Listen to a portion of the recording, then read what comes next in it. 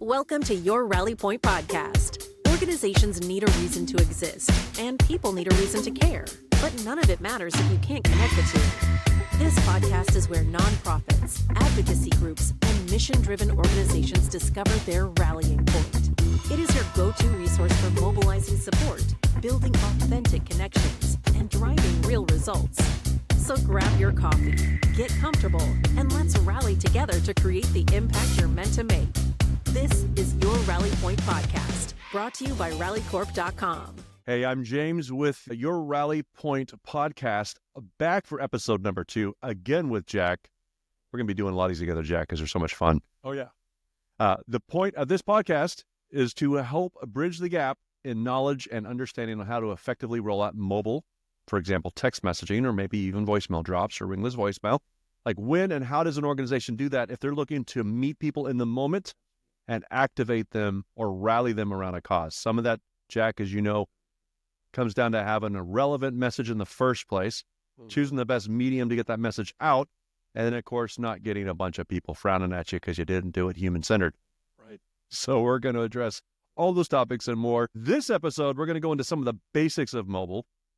So my encouragement to those that are a little bit more familiar with text messaging, you might like, this episode's not for me. Hang on, because we're going to set the timer here.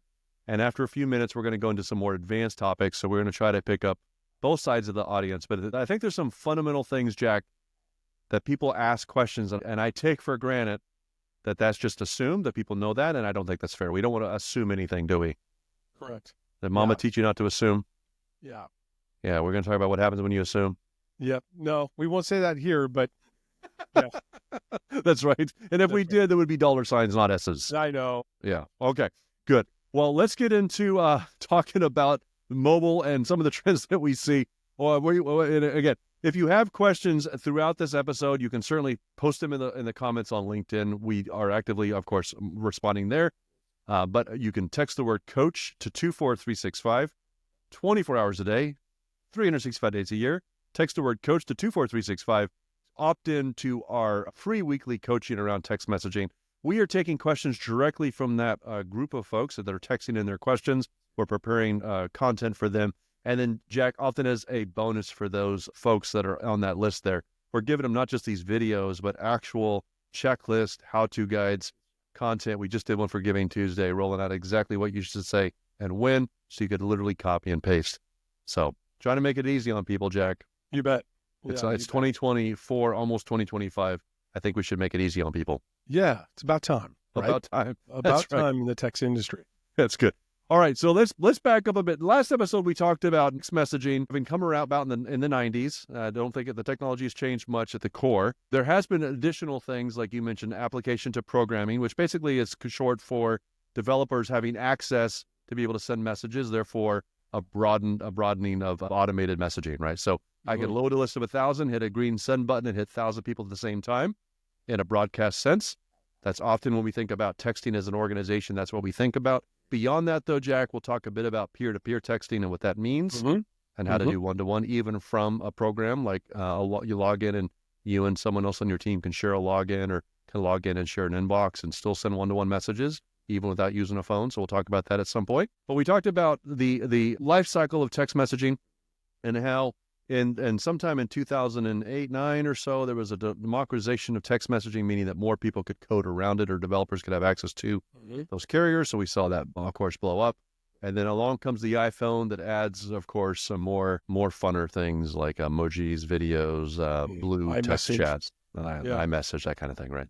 Anyway, so let's get started, Jack. Why don't you walk us through again where you think the conversation goes? What do you typically hear asked of you from people who are exploring text messaging, maybe for the first time? Yeah, I mean, I'll give an example of what I met with a great marketing agency the other day.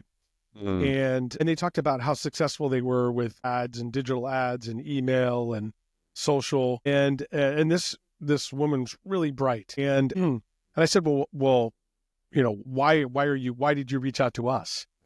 And it was one of the things that she said that I hear this a lot is that, you know, we knock it out of the park with all these other things, but we just can't understand text. Yeah. We just don't understand how this works and the regulatory stuff and who can we send messaging to and all these other things, right? And that's why we're doing all this, right? Shame on the industry. I mean, we can go have web pages have come so far, and you can go get Wix and you can have a wonderful website in like 2 hours. And the same thing with a lot of these different technologies over the years. But why is it so misunderstood?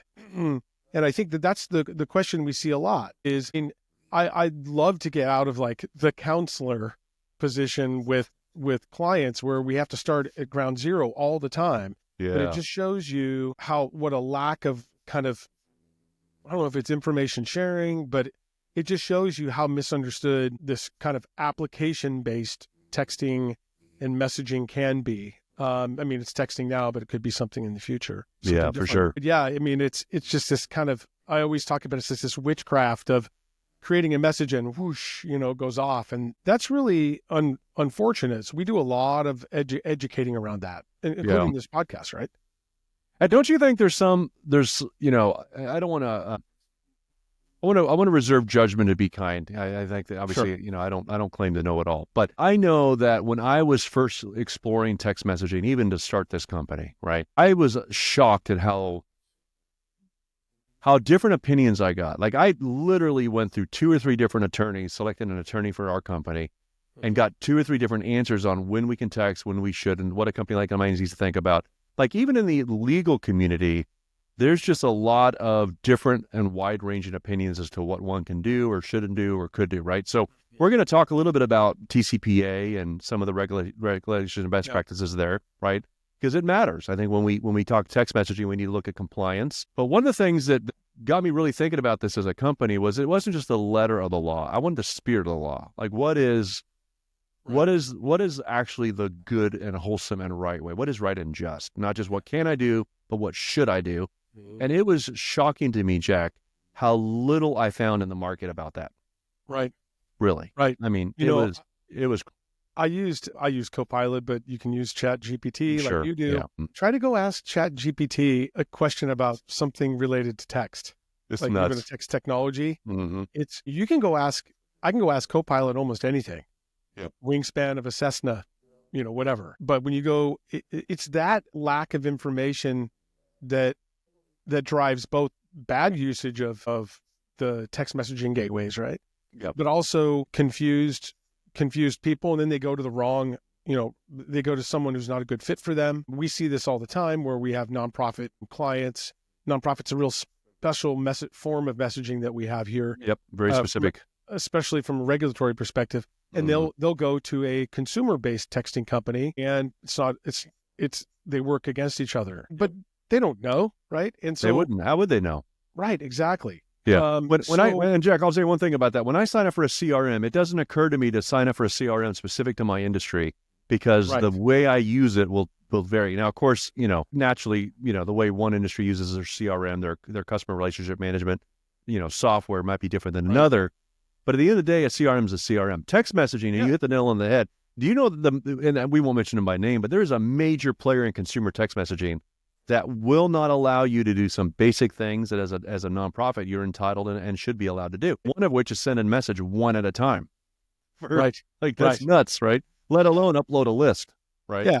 But you've signed a contract and you're working with this company only to find out that they don't allow you to do nonprofit messages. Yeah. Yeah, you can't and you can't fundraise. Yeah, and you can't fundraise using it, right? Yep. And if you're fundraising and you have anything to do with keeping guns off of campuses of schools, you're automatically eliminated because of Shaft. We're going to talk about that. Mm-hmm. But we just signed a national campaign, and their challenge was every carrier was shutting them down. Their messages were not getting through because they were attempting to keep handguns off of campuses across the country. And these providers were saying, nope, can't send that message. Right. Nope. So these little rules, and you only know it's kind of, I don't know.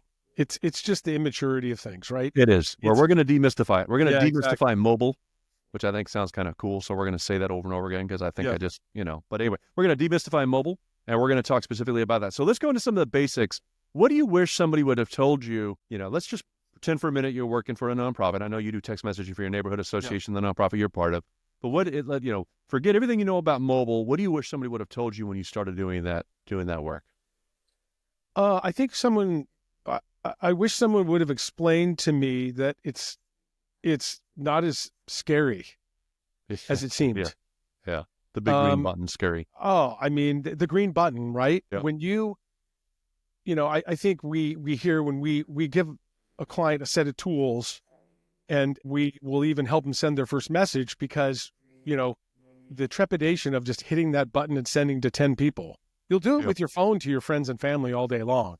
But when you want to reach out to people who came to your gala, for example, or you want to reach out to a group of donors who have been fantastic to your organization, sure, there's all this trepidation, and there shouldn't be if it's done right. And if you're working for the right company, you should feel comfortable about doing this. And I feel like, we always talk about utilization of software, and we give these clients this great hammer and a nail, and they just don't want to hit it on the head, right? Yeah. And you're like, go ahead, you can do this. This is fine. I think the industry, and I think for providers haven't done that. And we talk about being human-centered. We do that with our clients, but there's a lot of companies out there, and I'm not going to denigrate people, but sure. But where you can never talk to a person, and you can go get a text platform and you're on your own kind of thing. Yeah. So I wish I knew that it was just less scary than it seemed. I feel more confident. So you feel like had you known what you know now, because obviously you've been doing it for a while and you've had some success, right? Mm-hmm. But had you known that it would have been okay on the other side of that send, that's what you're looking for, that confidence, that assurance.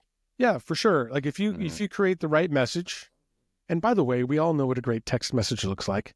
Yeah, we get them from friends and family, and you know what a bad one looks like too. Yep, you get those from friends and family, and you get or former friends and ex family. Right. Yeah, for sure. Right, and then when you have a company like ours that does all of the kind of regulatory stuff for you, sure, then and we'll help you. I mean, you want to be in good hands, and it shouldn't be as scary as it actually seems, and we shouldn't have clients calling us and saying this technology's been around 25 years and we've nailed down every technology that, we've hooked together systems and all this other stuff. We just can't figure this out. It's like, that always causes me pause, Yep.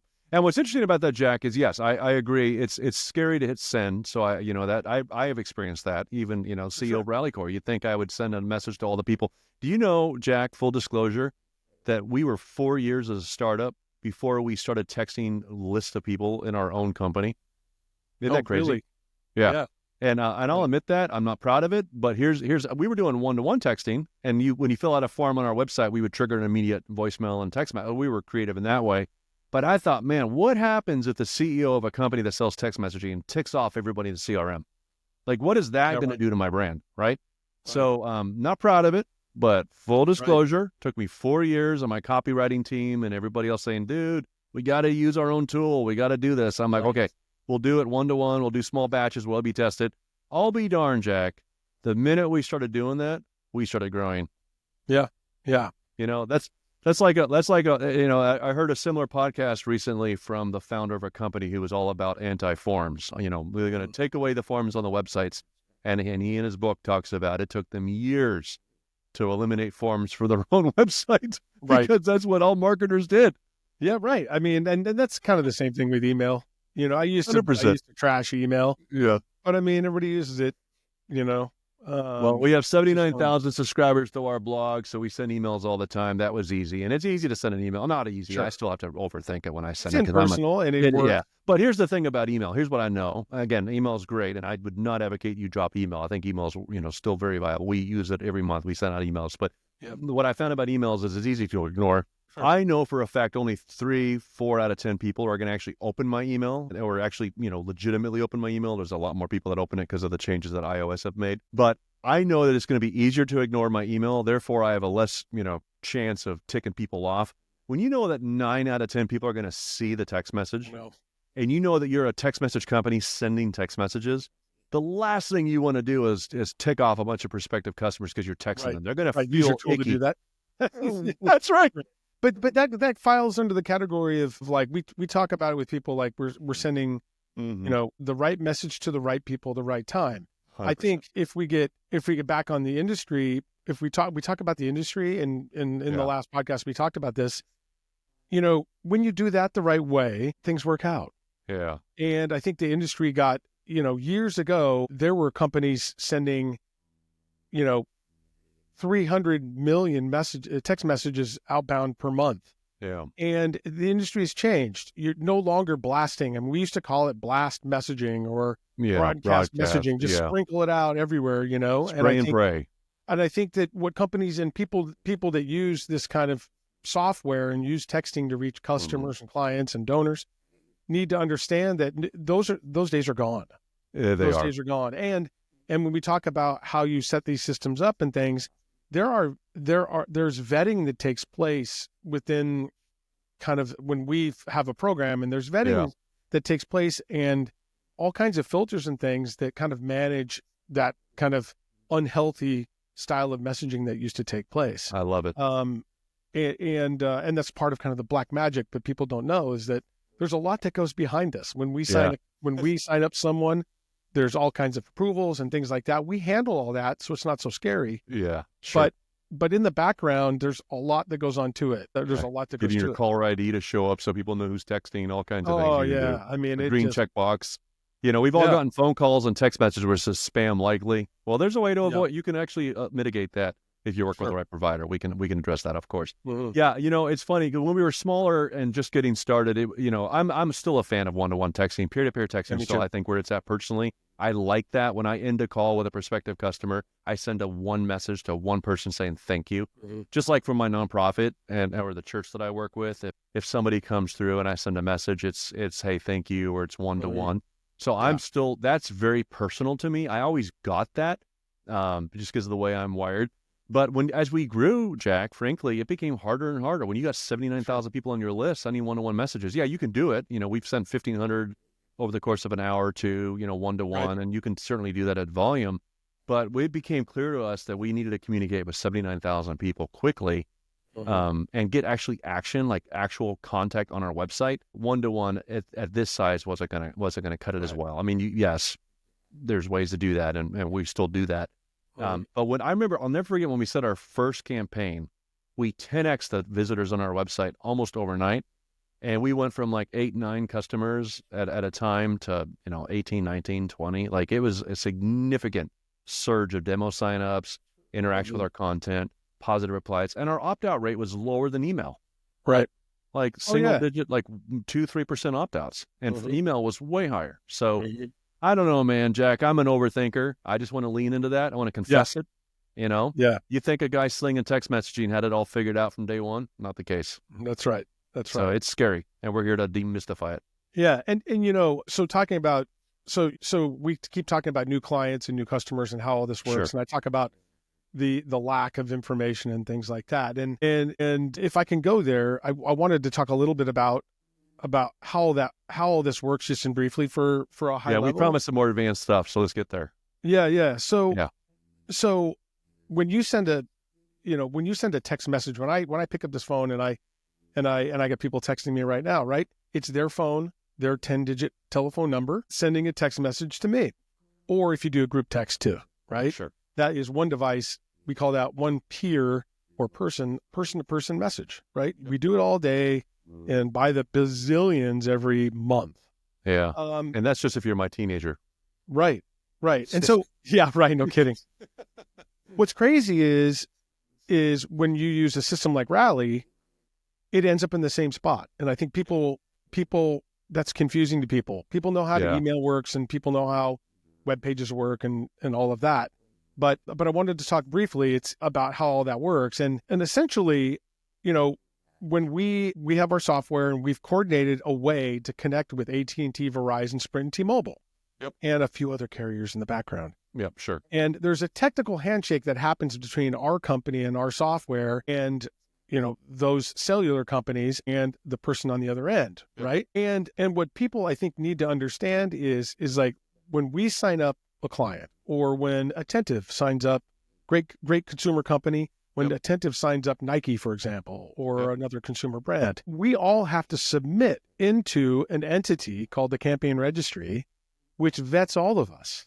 Yeah. So when you get messaging and it's not, you're like, oh, why did I get this message? And even political messaging, all of that Yeah, all of that gets special approvals. This is not the Wild West where anybody can send anybody a message. It either has to be permission. You gave that company, let's say Nike, permission to send you a text, and the system processes that.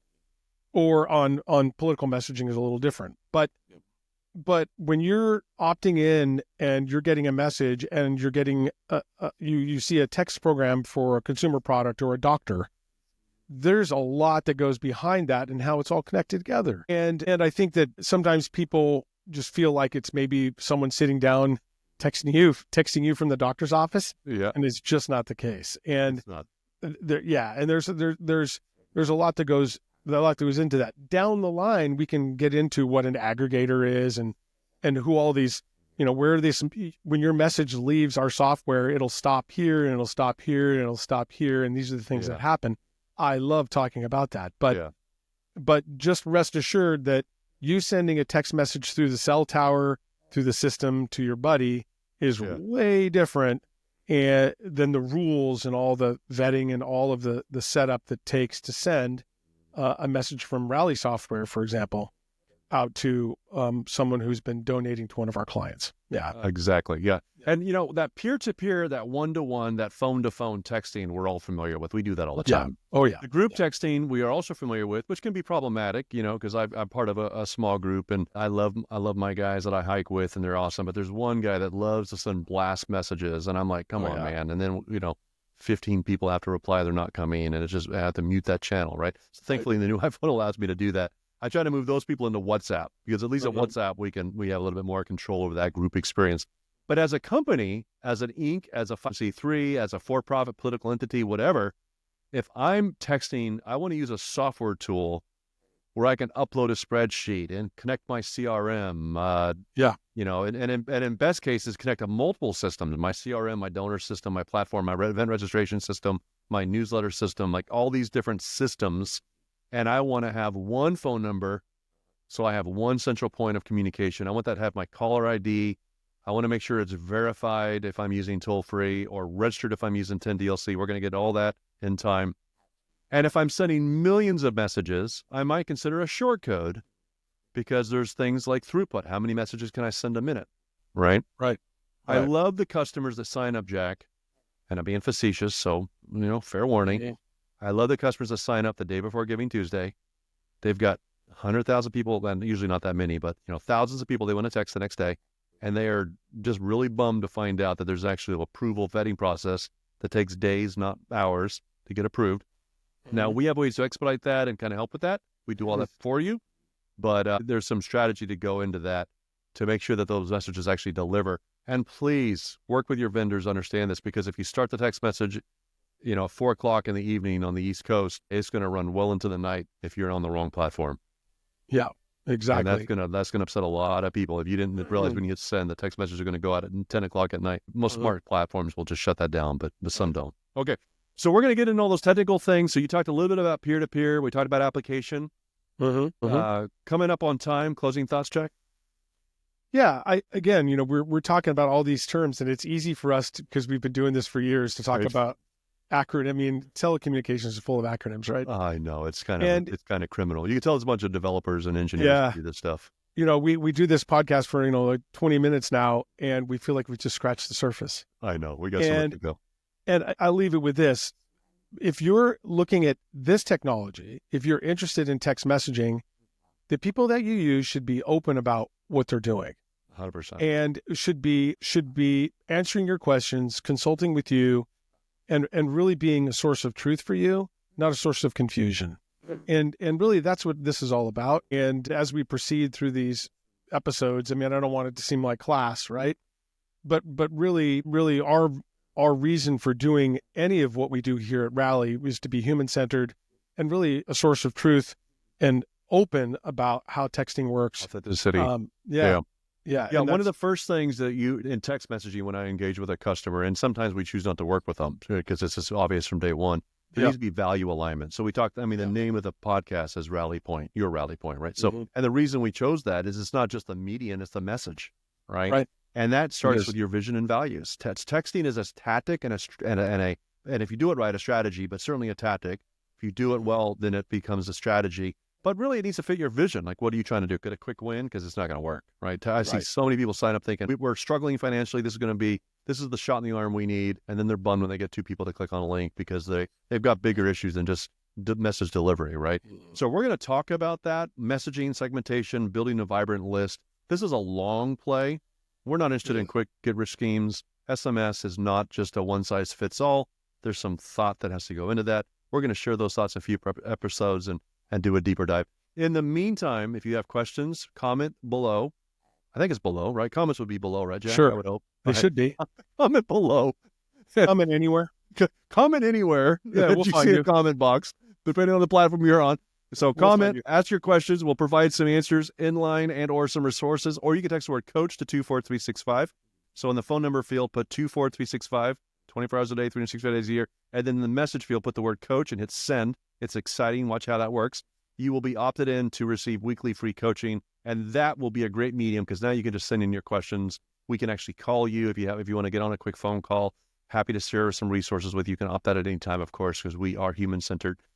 Or Jack, did you know you could Google the words Rally Core, SMS, or text messaging FAQ and get all kinds of neat things, like hundreds of bullet points ready-made for you? So Rally Core text messaging FAQ will give you a resource that you can actually download with tons of more than you will be the smartest kid on the block if you read a third of that article, because I read a third of it and I felt like the dumbest kid on the block. So it'll help you out. All right, Jack. Well, that's a wrap. Any closing thoughts? And I think we're done. No, but just keep going. We're loving to, it's our goal to keep everybody informed and kind of have a new era of how we communicate, how text messaging works. I love it. Well, I appreciate your time today, Jack. As always, your insight and your well over 14 years or plus of background in this stuff. So you've probably forgotten more about text messaging than I've ever learned. And one of the guys on our team that's like, dude, just hit the send button. Yep. You'll be all right. Beyond P2P. All right, man. Thanks again, Jack. Appreciate you. See ya.